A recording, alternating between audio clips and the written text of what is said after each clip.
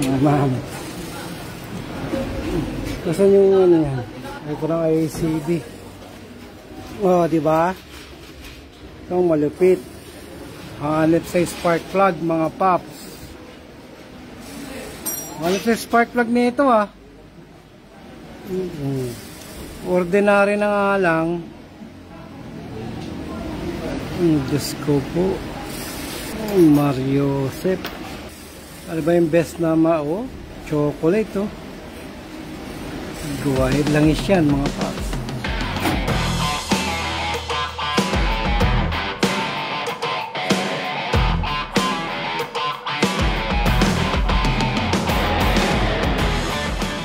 Yan. Diyan naipon yung langis oh. Parang alkitran na. Sa mga rebo, every other palit ng spark plug, palit na po ito. Copy. Kasi ang nagdadala lang po nito ay yung dulon-dulo, yung piga na yan. Kaya pag ito pong washer na to, washer na parang washer na kasi itong dito eh. Pag yan po ay napiga, napitpit ng napitpit, wala na, hindi na po ito mag-hold masyado dun sa butas. Kaya piso nakasalalay po yan sa paghigpit ng spark plug. Kaya ito, tinan nyo mga paps, wala kasing palitan.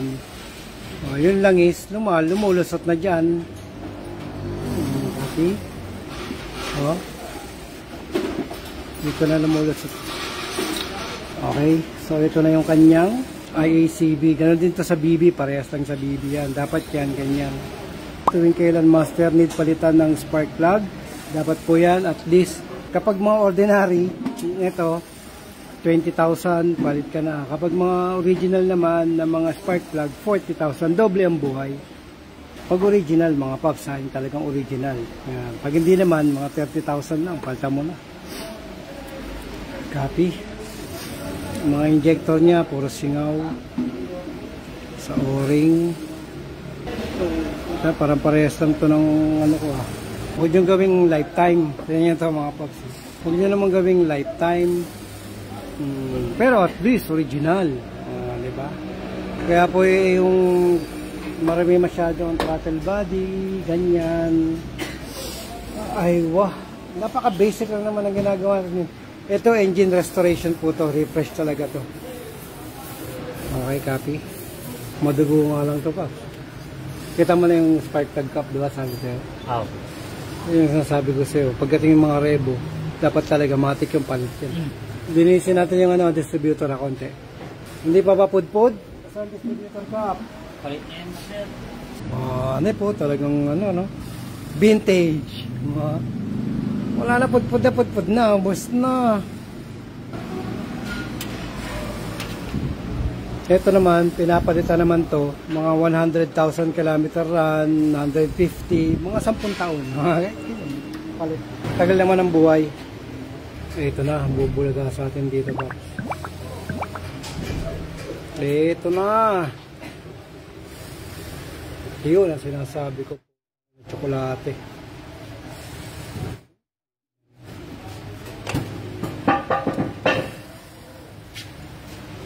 Chocolate. Thank you. Puro leak na rin eh.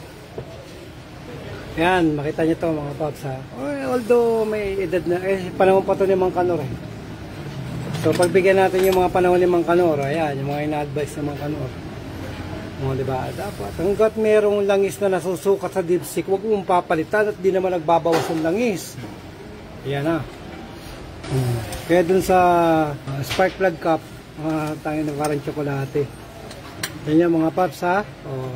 Pero magandang makina to. Tako lang sa gas pero maganda. Kasi malaki ano to yung old school pa eh. Wow. Bago pa. Alam, manipis naman to. Kaya lang kalbo na. Mali naman kasi yung sukat eh. Dapat ano to, paps, ganito yan no, ha. Dapat to ano, mas makapal. Kasi di mo naman yung grubo, laki-laki niyan. O, lubog na lubog yan dyan. Yan, dapat yung ganito kalapad. Yan, dapat ganyan kalapad.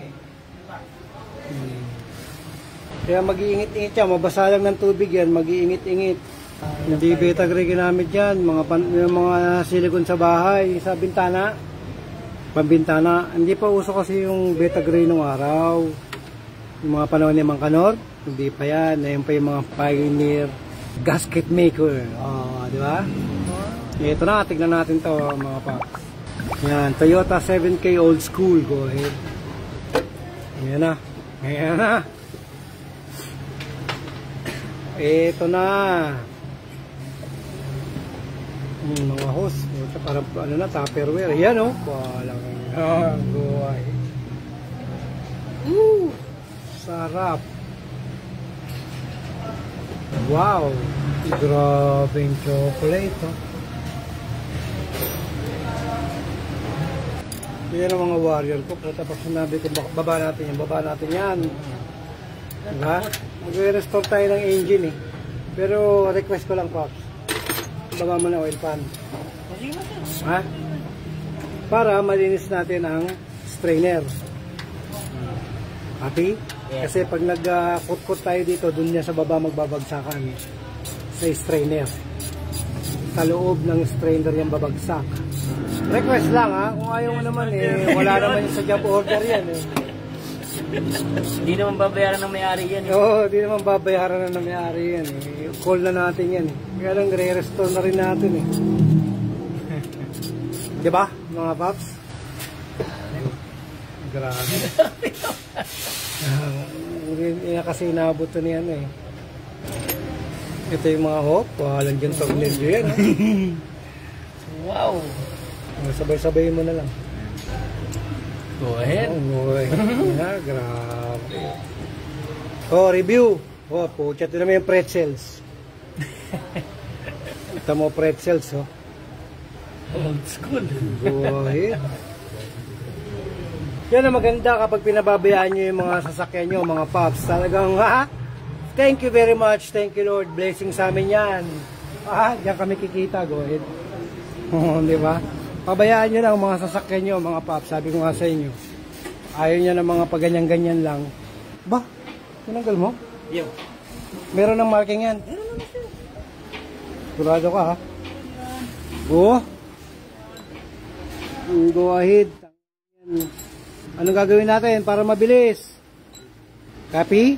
Doon natin to isasalang sa ultrasonic. Ultrasonic na gagamitin natin dito mga paps. Copy. Yan grabe yung lupa-lupa diba?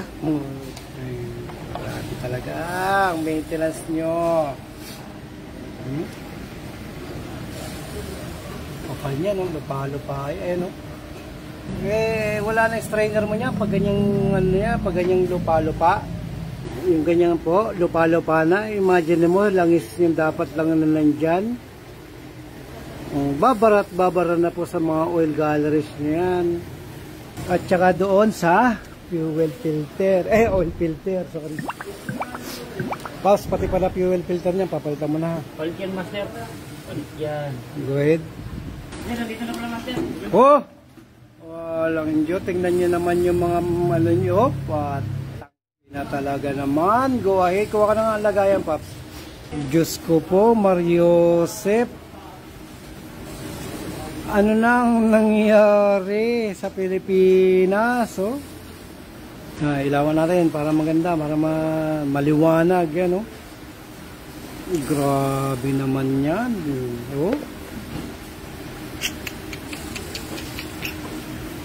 Tanggalin mo nga muna yan, Paps. Marami yan. Grabe naman to.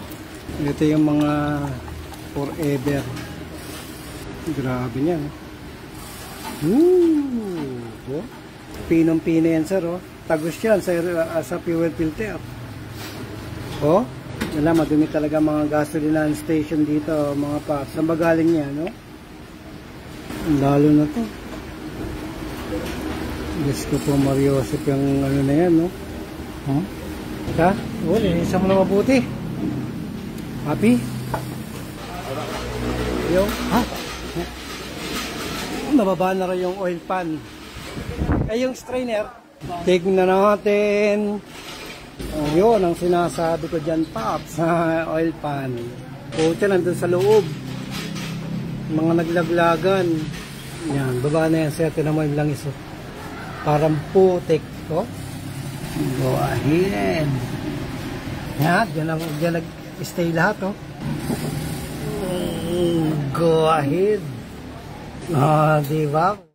Na parang buhangin. Oy. Diba? Okay, magpalit ng langis, sir. Para marami tayong kitain. Gawin nating major works. Yung basic. Okay, ano pa naman to, makinis to eh. Oh. Hindi naman ganyan yung tsura niyan eh. Makinis yan, mga paps eh, no? Makinis dapat yan. Tignan mo naman yan, kapal! Talagang buhay, ano? Copy? Ayan. Ang epekto kasi yan, mga paps, dun sa loob ng makina niyo. Okay?